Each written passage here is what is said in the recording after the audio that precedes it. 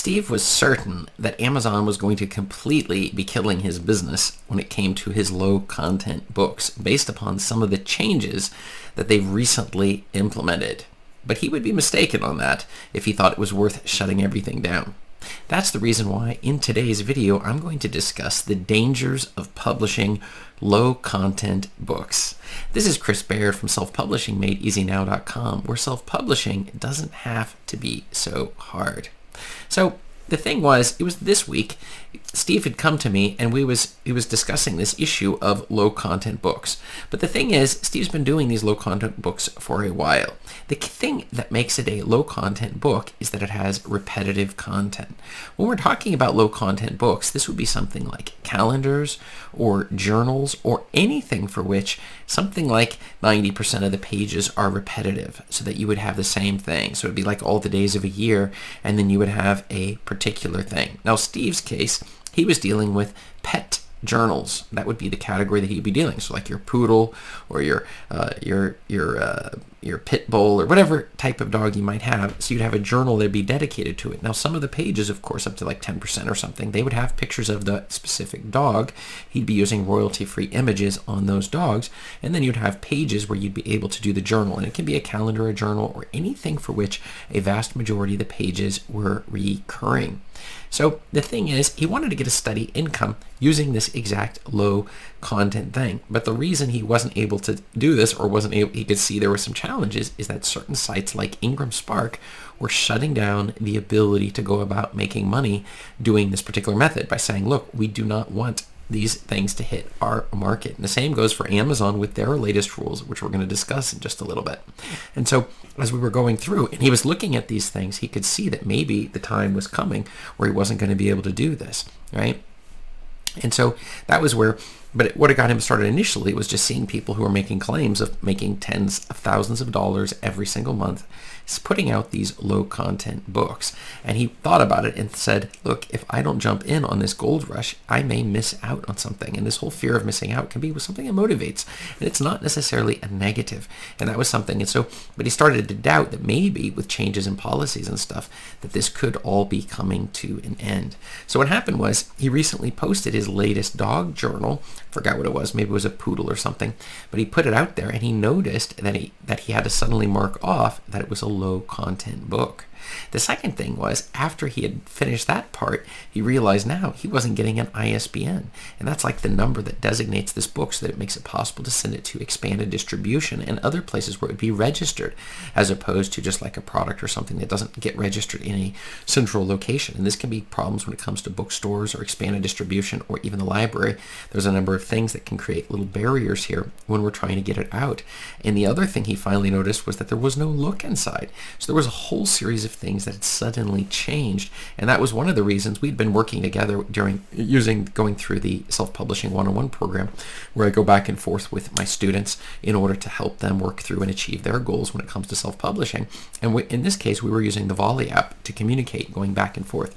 We of course go through our Zoom one day a month. We'll go through the Zoom meeting 1 hour a month, and then normally just go back and forth on Volley in order to do this. And so the thing is that from the history of these low content books, it's that people realized there was a lot of money to be made, and so they would just start spamming. They would do something like 10 books a day or something like that, where Amazon would say, I remember even several years ago people complaining and saying, we can only do 10 books a day. I don't know if that's still the case with regards to the low content books, but one of the challenges that people face who go this route, and this is one of the big problems, it's that there are so many people who you're competing with. So you better make sure that your content is fantastic in comparison to your competitors.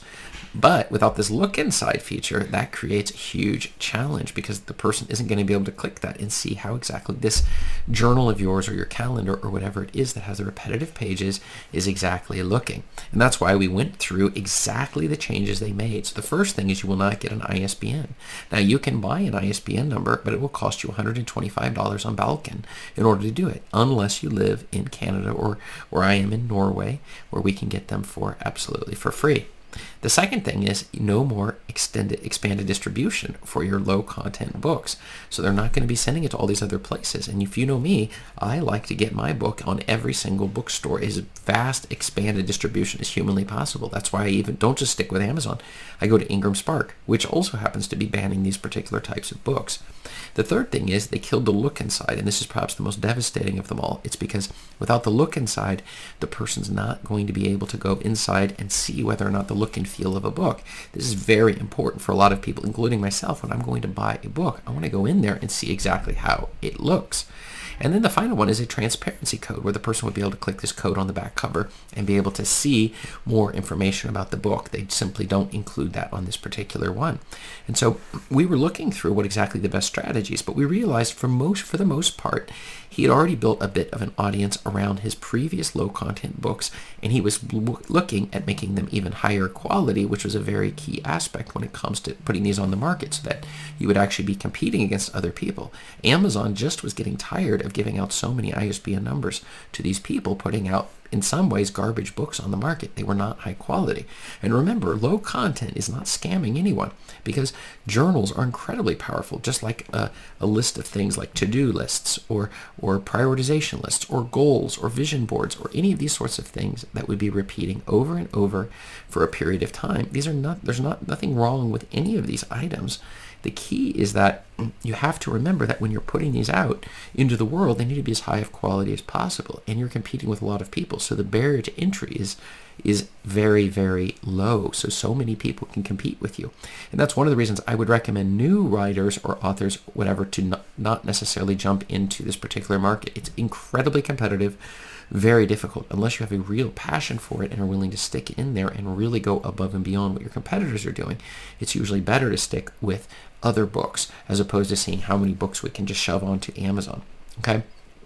And then, so the strategy we were looking at in his case, it would be moving forward, continuing with these low content books. That's just fine, but understanding the limitations and some of the problems that you're going to face. And we don't know if Amazon at some point is just going to shut the whole thing down and limit the number of books a person can simply put on the market.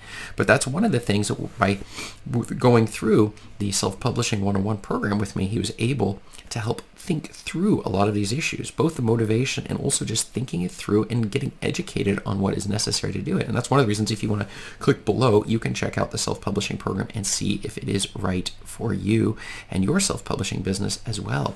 But the ultimate obstacle Steve was facing, it was that he continued to produce these books, but realized he was going to need to up his game in order to compete against his competitors and increasing the qualities of the books. He also decided against actually going and buying the ISBNs, realizing that really he looked at his particular sales and saw that the expanded distribution or extended distribution, I think it was, does not necessarily it wasn't making that many sales anyways for him, so it was not critical, but it did take a bite off of some of the sales that he was making.